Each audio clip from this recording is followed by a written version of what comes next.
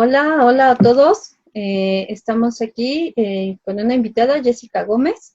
La pueden encontrar así en sus redes como Jessica Gómez y una servidora, Loami Bueno, de Proyecto Akasha. Y hoy vamos a estar tocando el tema de autogestión emocional y por qué es tan importante esto. ¿Qué nos puedes compartir, Jessie, sobre la autogestión? Ok. Actualmente la inteligencia emocional se está considerando una de las inteligencias predominantes. Anteriormente se consideraba importante que las personas acumuláramos conocimiento, que las personas nos interesáramos en buscar conocimiento sobre la física, las matemáticas, la astronomía y sobre otras ciencias. Actualmente, a partir de ya en los años 90 con Daniel Goleman, la inteligencia emocional se vuelve algo muy prioritario. Ahorita con esto de la contingencia de la pandemia, también se le está dando muchísimo enfoque desde la educación, se está hablando ya de un enfoque socioemocional, es decir, ya se le está prestando atención a la cuestión de la inteligencia. Ahora, cuando hablamos de inteligencia, es importante, hay personas que no tienen como muy en claro todavía a qué se refiere esta parte y significa empezar a conocernos, empezar a identificar qué es lo que estamos sintiendo, qué es lo que lo está causando, porque se cree que son las situaciones las que detonan una emoción en nosotros, cosa que no es así. Todavía existen dos teorías entre si es la emoción la que causa el pensamiento o si es el pensamiento lo que causa la emoción. Aún no se ha aclarado, pero hay un debate al respecto. Y entonces, a partir de que identifiquemos qué es lo que sentimos, qué es lo que causa, también puede existir esta autogestión. Es decir, puede haber este cambio en las emociones. Hay emociones que nos ayudan, hay emociones que a veces pudieran limitarnos y no porque las emociones son buenas o son malas, también caemos en eso, en etiquetar las emociones, algunas como buenas, algunas como malas, cosa que es un error porque en medida en que lo vemos así, se vuelven limitantes o existen emociones a las que les tenemos miedo. Entonces, la autogestión se vuelve importante porque nos va a permitir generar un cambio de emociones hacia aquellas de mayor bienestar o hacia aquellas que nos posibilitan más en algún contexto. Sí, totalmente de acuerdo, Jess. Fíjate que cuando yo comento sobre estos temas, siempre les hago referencia a cómo es una emoción y es que es un instante, ¿no? Ahorita que escucho que dices esta teoría de si primero es el pensamiento o primero es la emoción la que hace accionar al pensamiento, porque es solamente cosa de segundos, inclusive dicen que ni siquiera son segundos, ¿no? Son milésimas de segundo. Entonces, Sí. cuando yo platico esto, pongo el ejemplo de una película, ¿no? Cuando vas al cine y ves la película de eso, de la monja, una película que te asustó, que te dio miedo. Tú vas al cine y ciertamente hay todo un contexto que te está llevando digamos, sentir una emoción o empezar a tener una predisposición a una emoción. Y entonces pasa una escena que te asusta y tú brincas de la silla, pero no fue algo que estuvieras pensando, ahorita que viene lo feo voy a brincar de la silla, sino simplemente es algo que pasó, estabas en el contexto, tenías todo un entorno específico que fue lo que te hizo brincar de la silla. Y después algo bien importante, yo creo que es esta parte de cómo se nos queda esa emoción, cuánto tiempo se nos queda esa emoción.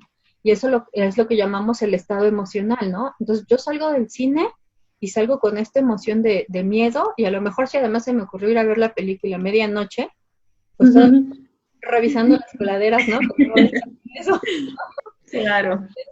Aquí es bien importante que no entendemos muchas veces, no solo por falta como de conocimiento, porque ciertamente a lo mejor ahorita estamos hablando en un marco muy teórico, ¿no? Muy, muy verbalizado, de puro conocimiento, sino ni siquiera estamos acostumbrados a sentir en nuestro cuerpo. O sea, lo sentimos y lo pasamos, ¿no? Yo me acuerdo que a mí mi mamá de chiquita me dolía el estómago y me decía, ¿en dónde te duele? Y yo decía, pues en la panza, ¿no? ¿En qué parte de la panza para identificar? Y es algo que tampoco estamos acostumbrados. Entonces, si yo no sé conocerme, si yo no sé cómo sentir o identificar dónde siento esas emociones, mucho menos voy a entender que me quedé con esa emoción por tanto tiempo. Y ese tanto tiempo me llevó a un estado emocional, ¿no? Y así como ahorita hablabas de esas emociones que pueden ser favorables, o hay otras que te darán para abajo. Yo veo, salí del cine con la película de eso y lo primero que voy a hacer es revisar coladeras. Pero ¿qué es lo que pasa también cuando tengo una emoción a lo mejor favorable? Como les pongo igual el ejemplo cuando hablo de estos temas, del primer beso, ¿no? Que vas con un entorno o con un contexto de la emoción que puedes tener. Pero hasta que no pasa ese primer beso, entonces sí te salen chispitas de la panza, del corazón, de donde quieras. Y entonces, ¿cuánto tiempo duró en esa emoción? Yo comparto, no puedes haber tronado una materia, te pueden haber corrido del trabajo, te da para abajo, pero si traes una emoción de antes que se está manteniendo, va a estar como constante en tu cuerpo y en tu pensamiento. Hay veces que veo a mis alumnos y, híjole, voy en mal en la materia, pero andan de romance y la cara de felicidad, ¿no? Así, oye, sí estás consciente que tronaste una materia. No, a lo mejor no hay conciencia porque está permeado el estado emocional. Y entonces ahí vemos también como esta fuerza de un estado emocional. ¿Cuánto o cómo nos puede hacer ver las cosas si yo mantengo esa emoción, ¿no? ¿Tú qué piensas? Sí, claro, como lo que comentas, una emoción va a ser algo súper breve. Existe, de hecho, ante una situación, es donde te digo esta parte, no sabemos si viene primero el pensamiento o viene primero la emoción y después se reposa con el pensamiento, pero es algo que nosotros no somos conscientes. Está la situación como dices, voy a ver la película de terror, La Monja, eso o cualquiera, y te causa miedo, no es algo que te las voy a sentir miedo.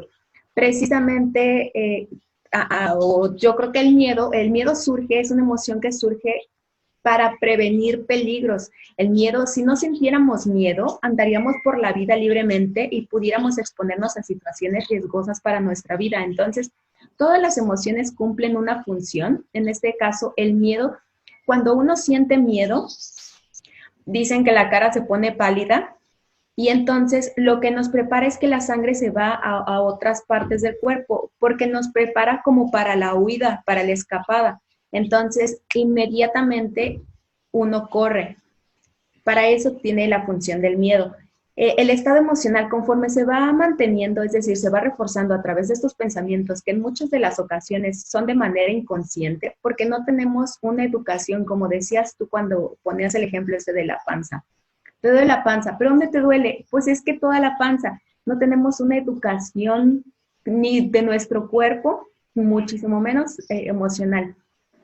Entonces, conforme la emoción se va manteniendo, se va reforzando a través de estos pensamientos de los cuales no somos conscientes, se está hablando ya de un estado emocional. Un estado emocional es aquel que tiene mayor durabilidad en el tiempo, pero también menor intensidad.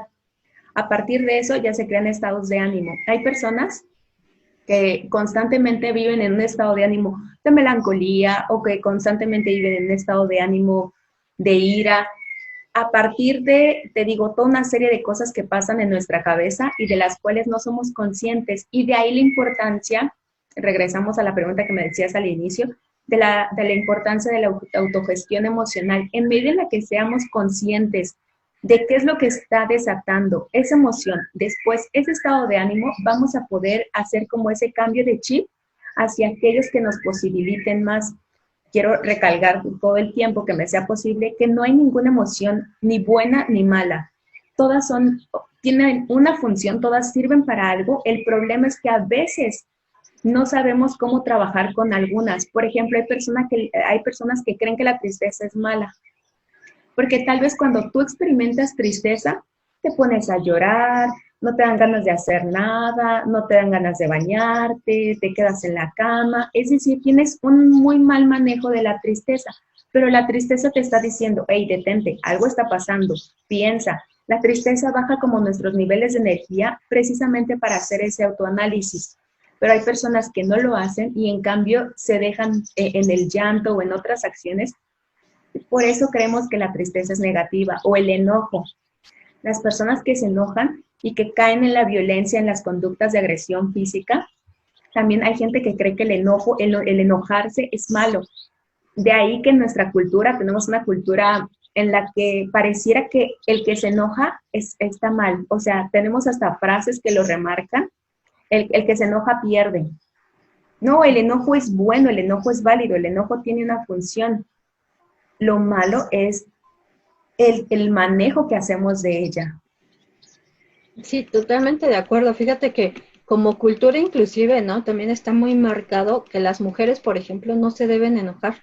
Así es, Si eres podemos llorar, mujer, pero no enojarnos. sí, exacto, y a eso voy. Y los hombres no pueden llorar, ¿no? Y Así entonces es. ahí ya estamos limitando quién debe sentir qué. Y entonces vemos que esto también se permea desde nuestra sociedad, cómo nos debemos comportar, ¿no? ¿Qué nos dice nuestra cultura, no? No, pues las mujeres no lloran y tú compórtate como macho. Escuchamos todavía Así es. estos términos, ¿no? Y entonces como si cada quien entendiera y como un pensamiento que se fue permeando en la cultura, que el macho es el fuerte, feo y formal, y entonces no te puedes enojar, pero después viene una contraposición en una cultura o en una sociedad, más bien en una sociedad, en la que ya vemos estereotipos, por ejemplo, de metrosexuales, y entonces ¿dónde quedó el feo y formal, no? Si ahora yo me estoy preocupando por mí, por mi estética, por arreglarme, y entonces así como un choque de, o sea, cuando yo pienso esto, me imagino al pobre cerebro así haciendo sus conexiones así de, ¿qué pasó? Entonces, ciertamente no tenemos esta educación emocional. Como bien decías, ya desde hace unos años se ha metido a la parte de la educación, en donde vemos también pues mucha falta de información porque también los docentes no están preparados, ¿no? Y entonces, ¿cómo puedo transmitir yo si ni siquiera sé modularme yo? Y aquí viene, creo que otro punto que es autogestión, no autocontrol. Porque también me acuerdo mucho de los berrinches que hacen los niños y las mamás cuando les dicen, ¿no? Y compórtate, y párate, y no llores, ¿no? O sea, estoy limitando esa emoción, estoy invalidando esa emoción. Y ahorita, como decías otra vez, no es que haya una emoción buena o una emoción mala, simplemente es lo que estoy sintiendo.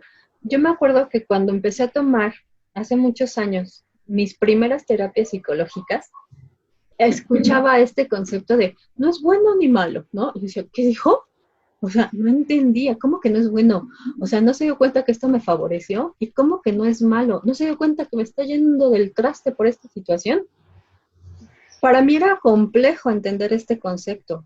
Entonces, Claro. hasta que empiezas como a involucrarte en los temas y a tener más información y escucharlo, es como ahora puedo distinguir que no sea bueno o malo, ¿no? Como ahorita decías, la tristeza, el enojo, están como si estuvieran etiquetados negativamente.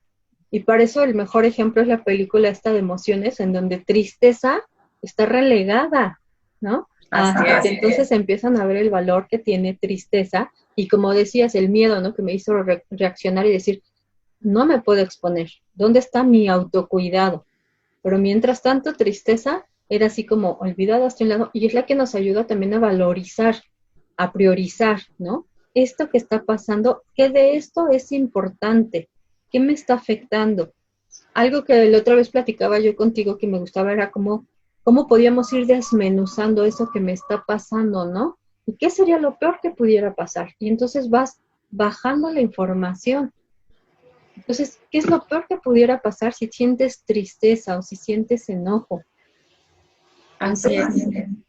Hay algo que ocurre y es que nuestra cabeza, yo creo que cada que empiezo a informarme y demás, me voy sorprendiendo más y más al darme cuenta de la capacidad que tiene nuestra cabeza, nuestra mente, porque es tan maravillosa que nos hace construir a veces una fantasía tan grande que dentro de nuestra fantasía, a veces ahí es donde se queda nuestro miedo, ahí es donde se queda nuestra tristeza o ahí es donde se acrecienta más bien todas estas emociones.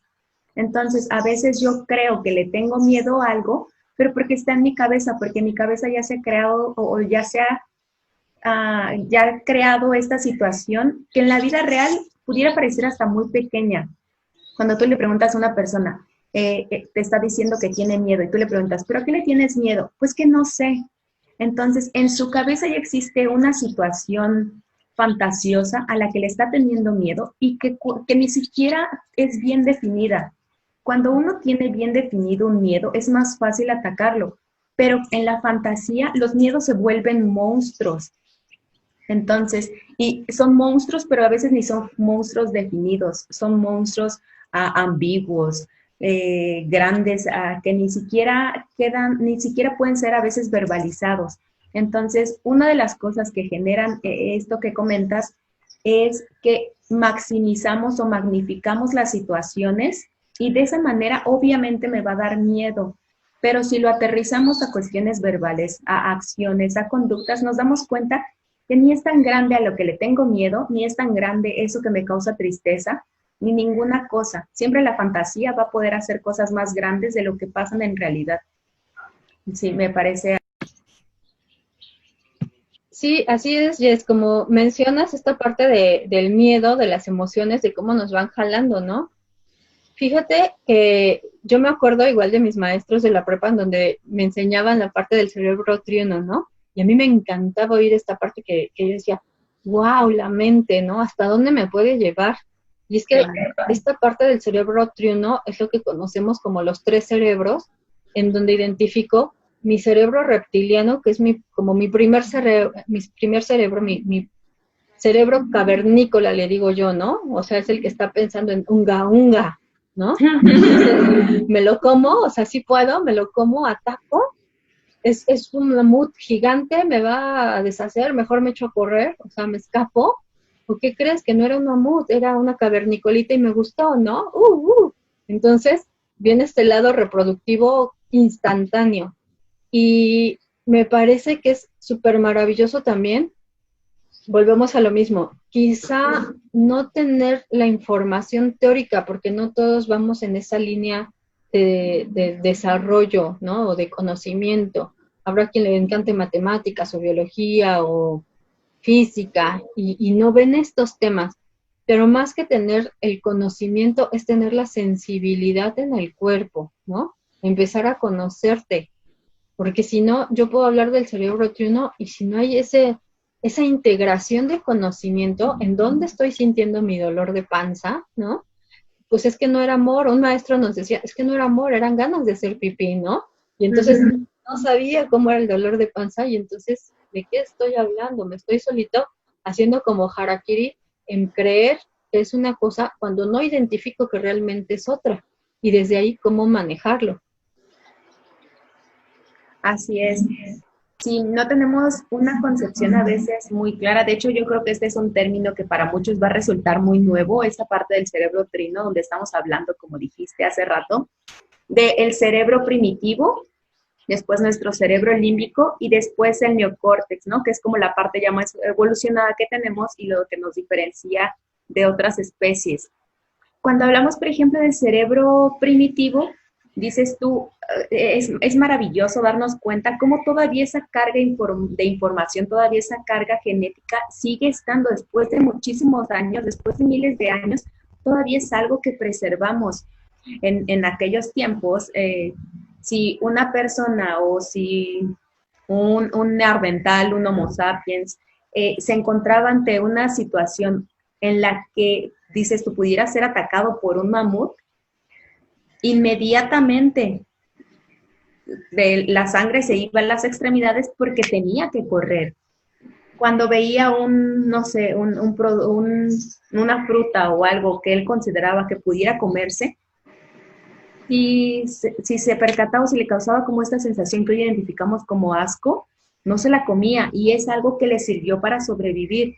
Entonces, a partir de todas esas experiencias que ellos generaron, esa información se fue guardando en nosotros y hoy cuando olemos algo que huele como a descompuesto, no nos lo comemos precisamente porque nos causa esta sensación de asco y no sirve para sobrevivir, sino desde cuándo nos hubiéramos intoxicado o ya nos hubieran pasado infinidad de cosas.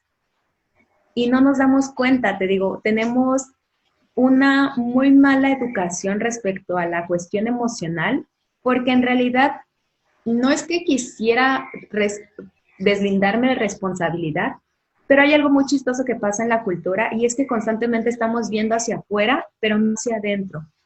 Yo un día hacía un ejercicio con unos chicos y les decía, descríbeme a tu compañero. ¿Cómo es? Dame 5 cualidades de esa persona, de volada, o sea, rapidísimo, ¿no? Es así, así, así, así, 5 cualidades.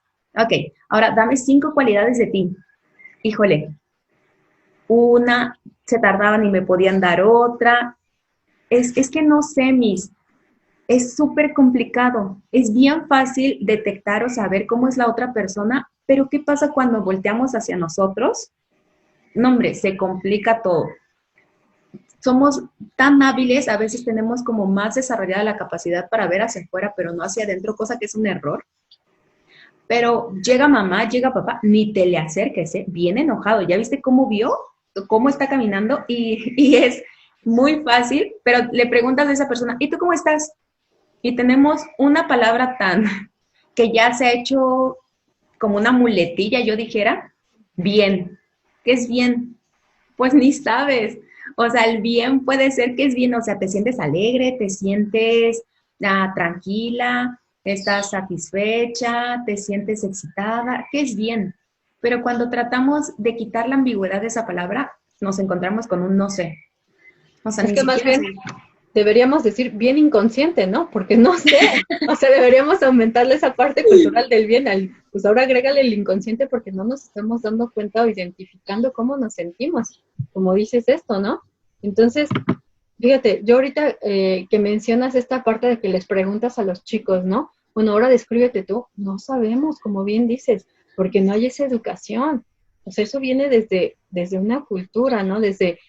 Mi papá siempre me decía, ¿no? Que nuestras culturas, o sea, cuando estamos hablando de nuestros antepasados, tenían esta costumbre, me decía, de hablar consigo mismos, ¿no? En el libro del maestro Miguel Ángel, que habla sobre la maestría del amor, por ejemplo, habla de los toltecas que tienen esta raíz de hablar consigo mismos. Y entonces vemos que sí teníamos esa raíz y en qué momento se perdió, ¿no? Y creo que va muy ligado también a cómo nos conectamos ahora, a toda la globalización que tenemos, a todo el ruido emocional también que tenemos, es demasiada información, ¿no? Y entonces es como, ¿cuál elijo? ¿Cuál elijo? Ahora, ¿cómo me siento? No sé, pues síguele, ¿no? Me lo imagino así como, pues sigue caminando, sigue accionando. Y probablemente en muchas situaciones nos ha ido bien con el sigue caminando porque te levanta o continúas.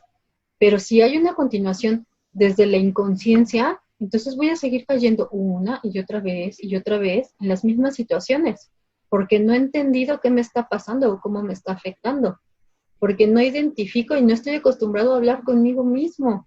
Creo que parte también como del miedo de hablar conmigo mismo. ¿Qué voy a encontrar adentro, no? Híjole, ¿y qué tal si no soy tan maravilloso como que digo que soy? ¿O qué tal si me falta algo para completar para afuera? Otra vez, la vista hacia afuera. Sí, claro. Si pudiéramos caer como en esto, fíjate qué interesante, porque sí, anteriormente se hacía, pero hay algo que ha pasado en el que ahora se ha distorsionado. Quien lo hace, quien habla de sí mismo, qué payaso, o sea, se siente mucho. Y entonces, ahora resulta que si yo me conozco, no, hombre, esta se siente ni parida por los dioses, ¿no? Se mal etiqueta. Entonces, ahora resulta que alguien que habla de sí es vanidoso, es que qué egocéntrico, ¿no? Y entonces ponemos ciertas etiquetas en las que mejor no hablo de mí, mejor habla tú, mejor me enfoco en ti. Y entonces ahora una persona que logra hacer eso, viste qué buena onda, sí es sencillo, sí es humilde. Y hacemos un uso inadecuado de las palabras donde nada tiene que ver lo uno con lo otro y entonces mejor, prefiero observarte a ti, hablar de ti o que tú lo hagas, tal vez de algunos otros aspectos, que empezar a tener este diálogo y hablar de mí, de las cosas que me gustan, de quién soy. Se cae en esta parte. Y a fin de evitarlo, porque regularmente las personas que lo hacen, pues son etiquetadas de este modo y en consecuencia pues son rechazadas, porque pudiéramos entrar en este tema de la autoestima, que entonces si yo estoy con una persona que tiene una autoestima más sana, más estable, porque es capaz de hacer, de reconocer sus capacidades, reconocer sus fortalezas, en qué es bueno, yo no lo quiero. Y lo rechazamos. ¿Por qué? Porque yo no soy capaz y me hace sentir incómodo y entonces mejor prefiero decirle que qué egoísta, que qué vanidoso, que qué egocéntrico y me paso, ¿no?, al otro extremo, al otro polo, para no decir, no manches, qué padrísimo, sí se conoce, qué buenísimo, o que en lugar de validarlo, lo descalificamos. Entonces, creo que sí han pasado varias cosas y mencionas tú también ahorita es un hecho que estamos todo el tiempo siendo bombardeados por información, donde todo es hacia afuera, donde todo, en lugar de que se nos enseñe o se nos pida que reflexionemos, no, sigue siendo tu mirada hacia afuera, sigue siendo estar presente, o más bien estar ausente, y no darnos cuenta de todo lo que nos está pasando. Sí, yo lo veo y la raíz es como mi cultura, mi sociedad, mi familia, ¿no? Mi círculo cercano, cómo ha influido en mí, cómo se supone que debo de sentirme, cómo se supone que debo de actuar. Y en esta parte que decías al inicio, en estas dos teorías, ¿qué viene primero? El pensamiento, la emoción. Y entonces, al final de cuentas, vivimos en una sociedad que a veces atropella porque entonces ya no me detengo a analizar si estoy pensando o si estoy sintiendo. Ya lo doy por automático, ¿no? Lo que te mencioné ahorita, sigo accionando, accionando, accionando. Y caigo en estereotipos, caigo en etiquetas, como bien mencionabas, ¿no? Pero es más bien para cubrir la expectativa de otros, no lo que yo quiero, no lo que yo soy, ¿no? Hay una distorsión de lo que yo soy, porque estoy cubriendo las expectativas que me están imponiendo socialmente o culturalmente o familiarmente, ¿no?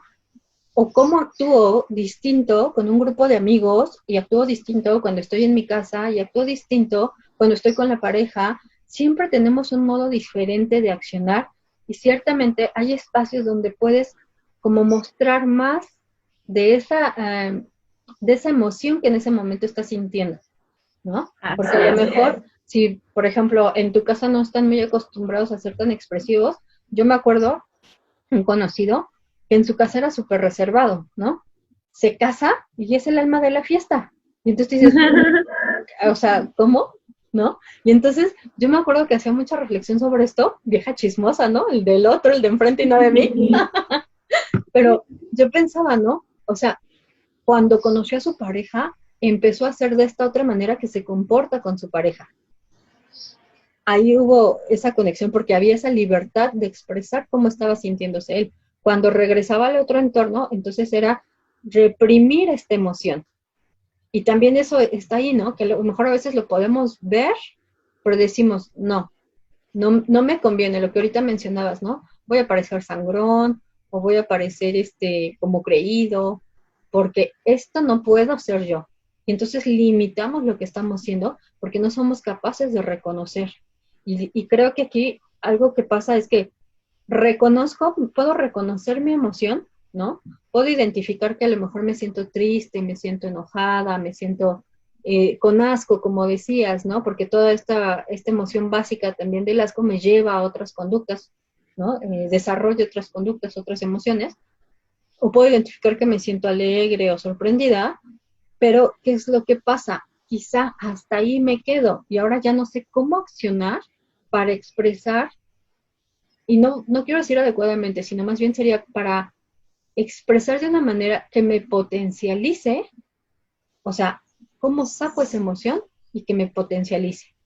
¿Cómo me doy cuenta que sigo en un estado emocional que no me está favoreciendo y que quiero cambiar, ¿no? Que quiero salir de ahí. Escuchamos también a mucha gente que de repente está en un duelo, que me queda claro que es un proceso, pero que sigue en ese estado emocional. Y entonces, ¿quién determina cuándo se debe terminar ese estado emocional? ¿O cuánto tiempo debe durar? No hay algo que nos diga, lo recomendable es que estés triste, ¿no? No hay un libro que te diga para que realmente sientas dolor, porque también está casado mucho cómo debo sentirme en cada situación. Yo me acuerdo que, por ejemplo, escuchaba a alguien que está divorciado y que decía, no, pues es que debo seguir triste, o sea, me divorcié. ¿Debes seguir triste? Pues quizá no necesitarías estar triste, quizá podrías estar feliz de haber salido de determinada situación, ¿no? O en un duelo. Algo que vemos mucho es, inclusive me parece sorprendente, cómo antes, culturalmente, se acostumbraba a quedarse en duelo 7 años y las mujeres se vestían de negro durante 7 años. Y entonces estaba establecido un periodo de cómo te debes de sentir. Y yo digo, 7 años mentalmente obligándome a sentirme en ese estado emocional, debió ser súper depresivo, ¿no? Porque ya se está metiendo en tu cuerpo ese pensamiento, la emoción ya la tienes, pero además reforzar con el pensamiento de sigue triste, síguele llorando, ¿cuándo voy a salir de ahí? ¿No? Claro, claro. La cultura marca un papel sumamente importante en esto de las emociones, porque efectivamente aquí en México se hace toda una ceremonia, todo un ritual de 9 días y luego una misa para los que son católicos, una misa al mes, a los 2 meses y así hasta el año, en infinidad, ¿no?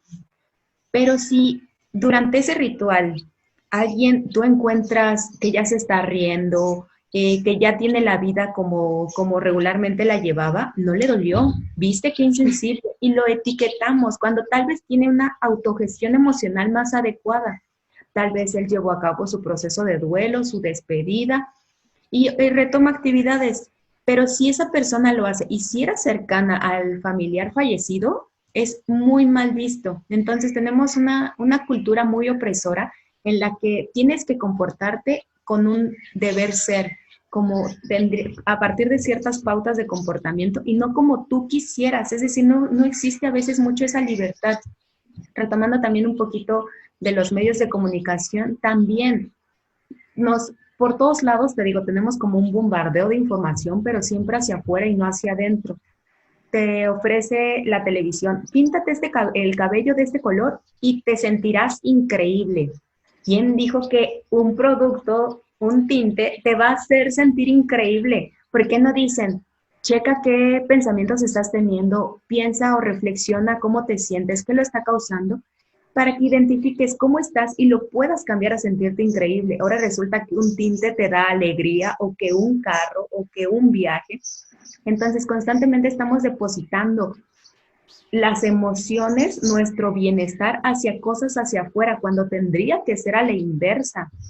Las cosas de hacia afuera no te dan esa situación, te las dan tus pensamientos o lo que tú tienes. Tal vez a partir de que yo me pinte el cabello de ese color, me siento atractiva, me siento guapa, me empodero. Hay personas que le dedican muchísimo tiempo a su aspecto físico porque a partir de eso se sienten empoderadas, se sienten atractivas, se sienten seguras y entonces están depositando esas cosas hacia afuera y creen que eso es lo que les está dando la felicidad o les está dando esta sensación de bienestar cuando no, es a partir de lo que ellos creen que esos productos hacen. Por eso te digo, todo el tiempo estamos viendo, estamos invirtiendo lo que tendría o como tendría que ser más sano. Y digo, y utilizo paradójicamente esta palabra del tendría, pero sería la manera en la que nos volveríamos a responsabilizar. Hay algo bien importante, que en medida en que lo hiciéramos, en medida en que pasáramos de tener esa sensación, esas emociones hacia afuera, hacia esas sensaciones hacia adentro, tendríamos un control, un poder, una posibilidad tan enorme que la autogestión inmediatamente se vuelve algo más fácil. Pero en medida en la que yo sigo poniendo mis experiencias o mis emociones hacia cosas externas, yo quedo imposibilitada, se me acaba el poder, no tengo herramientas para accionar. Entonces hay que hacer ese cambio de chip, hay que volver a depositar lo que va dentro adentro y lo que va afuera afuera.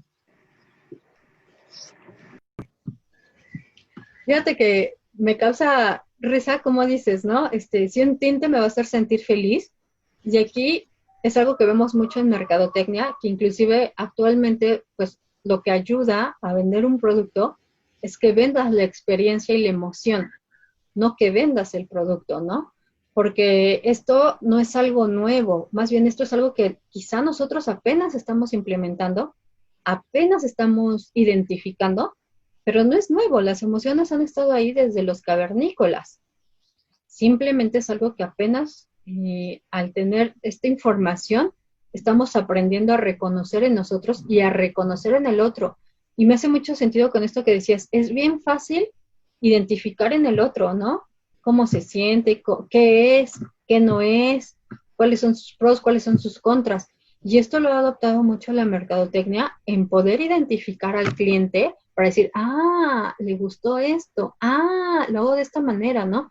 Algo que tenemos mucho en marca que decimos es, por ejemplo, Coca-Cola no vende Coca-Cola. Coca-Cola es un refresco de cola, pero no vende el refresco de Coca-Cola.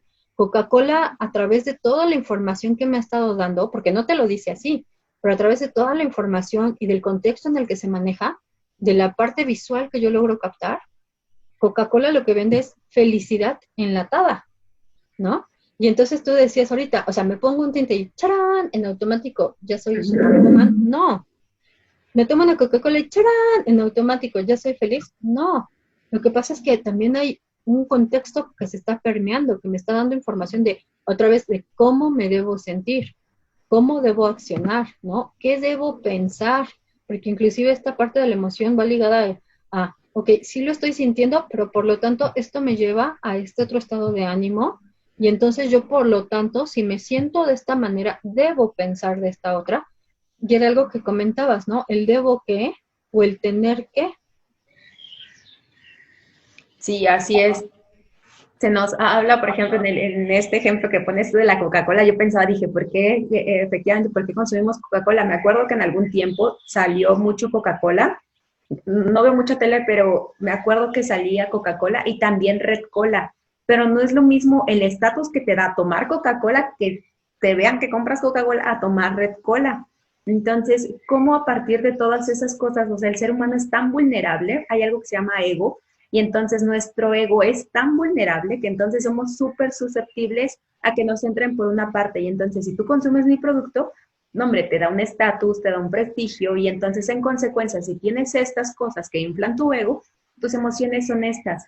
Es decir, si trabajas en tu ego, no, hombre, te vas a sentir súper bien, te vas a sentir que puedes más, te vas a sentir alegre, te vas a sentir pleno, te vas a sentir satisfecho y entonces nos entran por cosas que nada tienen que ver. Es donde te digo, a veces no es que quisiera irresponsabilizarnos de las emociones, pero la sociedad se ha encargado también de hacernos entender o de hacer, pues sí, pudiera parecer que de hacernos entender que las emociones vienen de afuera y no de adentro.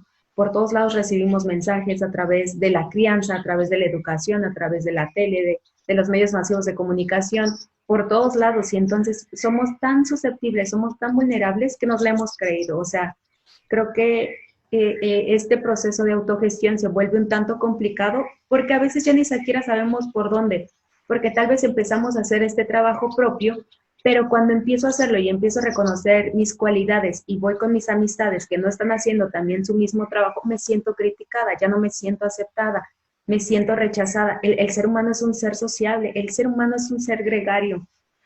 Necesito formar parte de algo, necesito sentir pertenencia a algo y en consecuencia adopto lo mismo. Si ya estaba trabajando yo en mi autogestión, pero me doy cuenta que eso está generando que me rechacen en un entorno, prefiero a veces ya no hacerlo. Prefiero otra vez decir que sí, vámonos chicas a pintarnos el cabello y todas amigas como siempre, que empezar a hablar de que eso es una banalidad, que eso es una trivialidad y que tendríamos que empezar a trabajar sobre otras cosas. Entonces, sí, es como una lluvia por todos lados o un bombardeo por todos lados en los que se empieza a hacer un proceso un tanto complicado. Fíjate que ahorita que mencionas esto, ¿no? De, pues, entonces vámonos todas a pintar el cabello, me parece que esto se ve quizá más por esa vulnerabilidad de la que ahorita mencionas, de ese estoy abierto, tan abierto a aceptar todo el entorno, ¿no? Sin todavía tener una gestión emocional, ¿no? O sea, regresamos no a controlar mi emoción, sino a tener esta gestión de cómo puedo yo potencializar de mejor manera, cómo puedo aprovechar de mejor manera lo que estoy sintiendo, ¿no? Para no anular ninguna emoción. Creo que esto de lo que hablas del grupo de pertenencia es sumamente importante porque me hace sentir tranquilo, me hace sentir seguro, el decir tengo un núcleo que de alguna manera me va a proteger porque somos equipo, somos un grupo, ¿no? Y entonces vemos el comportamiento en los chicos que están con su grupo y actúan lo que decíamos hace rato, ¿no? Estoy con mi familia, actúo de una manera, estoy con mis amigos, actúo de otra manera. Y creo que a lo mejor en esta edad es parte de ese autoconocimiento, ¿no? El irse conociendo apenas, el ir identificando cómo me siento, qué quiero, porque quizá es como un proceso, no cuando entonces ya tenga esta información voy a decir, uy, hoy quiero sentirme de esta manera.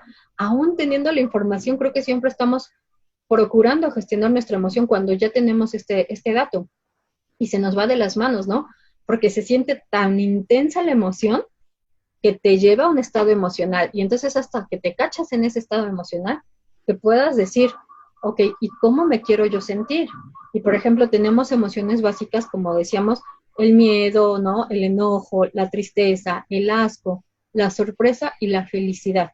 Y entonces, esto es algo que siento en automático, que va a haber un disparador que me haga sentir de esta manera. Y entonces, ¿yo cómo me quiero sentir? Independientemente de si tengo la oportunidad o la posibilidad o encajo en ese segmento, en ese grupo, ¿no?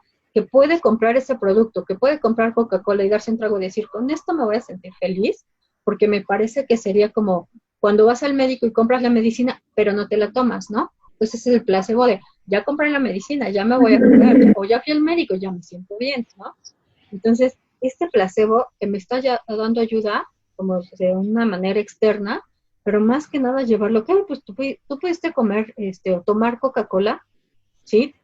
Puedes seguir pensando que te echaste tu traguito de felicidad y puede quedarse en estado emocional un rato, ¿no?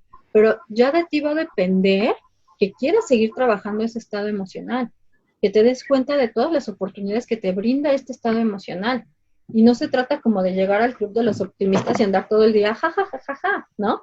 Pero vemos hasta ejercicios que recomiendan de ja, ja, ja, ja, ja, ríete, para incrementar este estado emocional, para de alguna manera como obligarnos a llevarnos a ese estado emocional porque el cuerpo siente.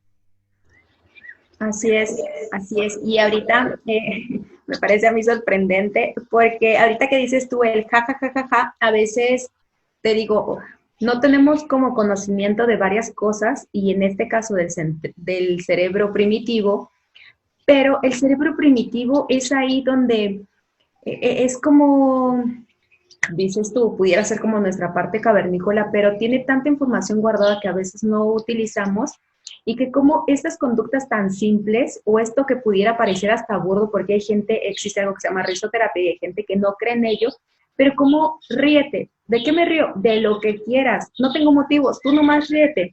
Y cómo esas acciones generan un cambio en tu estado emocional, una misma postura corporal y ahí es donde entra nuestro cerebro primitivo. No es lo mismo una persona que camina encorvada, cómo se siente, cómo es su estado de ánimo, que una persona que camina erguida. No es lo mismo una persona que todo el tiempo está viendo hacia el piso que una persona que está viendo hacia enfrente o que tal vez está viendo hacia arriba. Y aquí es donde juega el papel en nuestro cerebro primitivo. Cuando hablamos o en algunos ejercicios trabajamos un poco, si quieres cambiar de estado emocional, puedes empezar desde tu postura corporal. ¿Y eso qué tiene que ver? Tú hazlo. Pasa algo tan increíble y tan maravilloso que nuestro cerebro primitivo se encarga de hacer una cuestión ahí en la que tal vez nuestro cerebro límbico dice, es que estoy triste, pero la tristeza está asociada como una postura encorvada, la mirada tal vez hacia abajo, pero si tú te pones erguida, con tu mirada hacia enfrente, el cerebro primitivo está recibiendo, está teniendo una información y el cerebro límbico está teniendo otra y dice, ah, caray, no me cuadra lo uno con lo otro. Dices que estás triste, pero estás erguida y estás viendo hacia enfrente y luego si puedes caminar tus pasos que sean con fuerza, hay un choque. ¿Qué es lo que gana? Nuestro cerebro primitivo. Es el más antiguo, pero es el que tiene mayor impacto, tiene mayor fuerza. Entonces, ahí es donde empezamos también un poco en la autogestión emocional. Si quisiéramos hacerlo a través de los pensamientos, ya pudiera entrar el neocórtex, pero también lo podemos hacer desde nuestra parte primitiva. Es decir, de hecho, a veces cuesta más trabajo cambiar los pensamientos, pero puedes cambiar tu postura corporal, lo puedes hacer desde la parte cavernícola de la que hablabas. Entonces, ahí es donde necesitamos empezar a trabajar, pero no sabemos cómo autogestionar. Existen cosas tan simples y que son descalificadas por parecer tan simples que no hacemos. Si te sientes triste, ríete. O cambia tu manera, cómo estás sentada. Si te sientes enojada, trata de encorvarte. El enojo y la tristeza no se llevan mucho, aunque existe como a veces una confusión. A veces las personas que están súper enojadas o que constantemente se enojan, pudiera haber una tristeza, y las personas que están tristes, pudiera haber un enojo que no está saliendo. Pero entonces podemos empezar a autogestionar desde nuestro cerebro primitivo. Sí, así es, Jessy. Pues me gustaría que les dejáramos cada una un ejercicio en donde ¿Okay? pueda apoyarse para trabajar esta parte de sus emociones y decidir cómo quieren sentirse, ¿no? Aprender a identificar sus emociones y poder potencializar esa emoción que los favorezca. ¿qué ejercicio te gustaría compartirles? Ok, bueno, yo lo que les pudiera compartir es que lo primero que tenemos que hacer es erradicar la palabra bien o erradicar ciertas frases de nuestro vocabulario. En medida en la que alguien te pregunte o tú mismo te preguntes, hoy cómo estoy, cómo amanecí, y tú digas bien, tache. O sea, eso no posibilita hacer un cambio. Tenemos que quitar ciertas palabras de nuestro vocabulario. El bien no existe. Las emociones, o no hay una emoción que se llame bien. Tienes que identificar si es tristeza, melancolía, decepción, desilusión, cómo te sientes abrumado. Entonces, en función a que identifiques la emoción, podemos hacer algo. Pero si no identificas la emoción, ¿cómo atacas? ¿Cómo cambias si ni siquiera sabes que estás atacando? Entonces, yo creo que lo primero por lo que tenemos que empezar a hacer es ponerle nombre a las emociones. Muchas gracias.